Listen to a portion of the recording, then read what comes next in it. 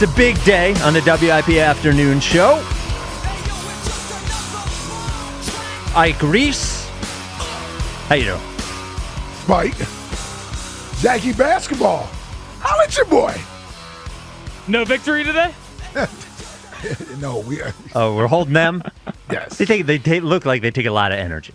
Listen. We tried that once outside of the Eagles. That did not work, and we'll never do that again. Could you? Okay, later on, you'll give me context on that. Well, what happened? I think you were here. No. Right?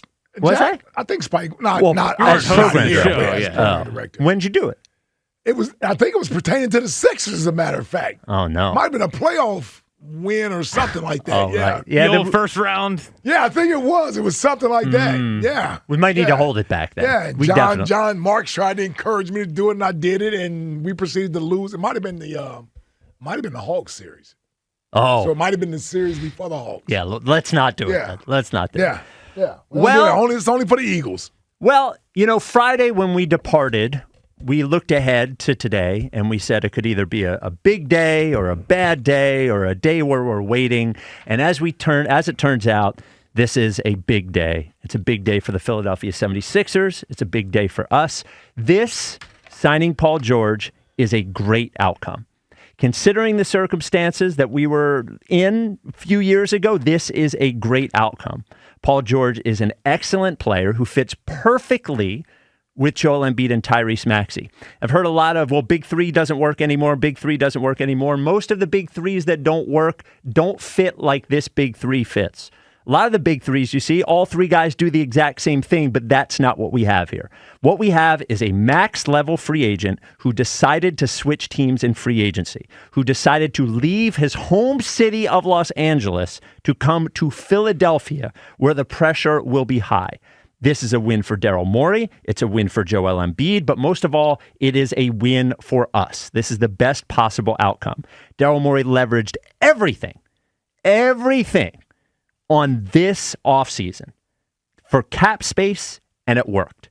They got to keep every draft pick they had. They still have 4 first-round picks to trade or do whatever they want with. It's not perfect. He's not 28. He didn't lead a team to a championship with 2 finals MVPs, but I don't look out there and see any of those guys available.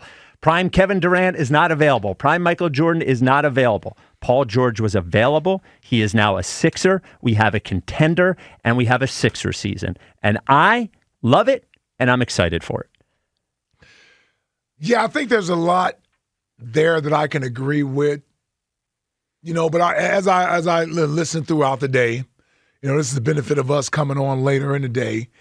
You get the initial reaction from us waking up, getting the news, anticipating the news all yesterday, overnight, and certainly excited about that. And I'm still excited about this, the signing. I think the Sixers are in a much better place today than they were Saturday at this time for obvious reasons. But if you just look at it from a basketball standpoint, it's been a while since we've been in this position heading into a season and you still have pieces that you can add to this roster that can make it look even better.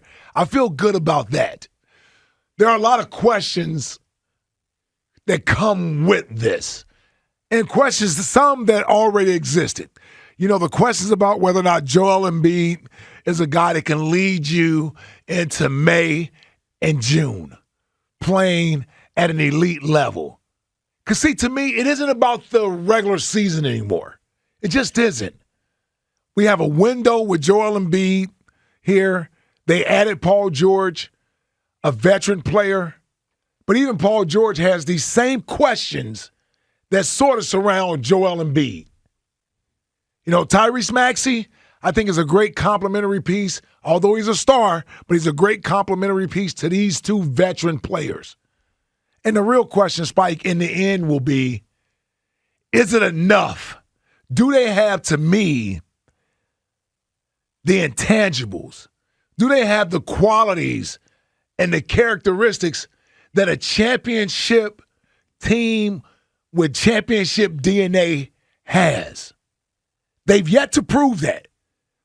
But there is hope there. There's greater hope there today than there was at the end of the season. I like what we've done. I like what Daryl Morey has done. I'm excited about what Daryl Morey has done. And it almost, to me, it puts more of it on the players. Joel Embiid, Paul George, and Tyrese Maxey. Tyrese Maxey, are you a max player? Are you that caliber player? Paul George, dude, are you a championship-driven player? We're going to play some comments that he talked about later that may not sound as encouraging, but you're coming here to Philadelphia. That has to change. Are you that guy? And then the big fella. We know how great he is. We know what his greatness is. But is he going to be that great player that was just not great enough? We got a lot of great players that were great, but were they great enough? Great enough means you bring home a trophy. I like what I'm seeing, but I can't tell you that I'm all the way in and believing that we are a championship caliber team. Well, look, all three guys have something to prove. Yeah. Embiid has something to prove. Paul George has something to prove. Tyrese Maxey has something to prove. And I think the thing that you said is the most important there is it's on them now. It is on them. The situation, and there's no Ben Simmons holding anybody back. There's no James Harden holding anybody back. And for Paul George, it's no, well, I'm Kawhi's the guy. I'm not really. Tyrese Maxey's not young anymore. He's paid. He's still young, but you know what I'm saying. I know what you're saying, yeah. So, but I love this. I love the anticipation. I love the fit. I love the player. It's not perfect. But those situations, the perfect situations, and the other thing I would say is this, and by the way, do you like it? Do you love it? Do you hate it? Because I've heard a lot of people that hate it. 215-592-9494. Do you like the Paul George signing? Do you love the Paul George signing, or do you hate the Paul George signing? Before we go to Jackie. I really, really, really like it. Really, really, really like it. I love it. I'm not in love yet, but I really, really, really like it. You're close. I can't tell if my enthusiasm is going to push you away from love or bring you closer to it. I want to be there with you. I know. You know I do. I do. I want to be there with you. We got to get through this regular season, and the postseason is really where the rubber meets the road, man, for these three guys. Before we go Long to way to get to there, though. Before we go to Jackie to find out what he thinks is the last thing I would say is, one option that Paul George had was to go to Golden State. And depending on the reporting, that may have been an option over Philadelphia. But I can tell you the two players who were in on Paul George coming to Golden State, and that is Steph Curry and Draymond Green. And those guys have won championships. 4 championships.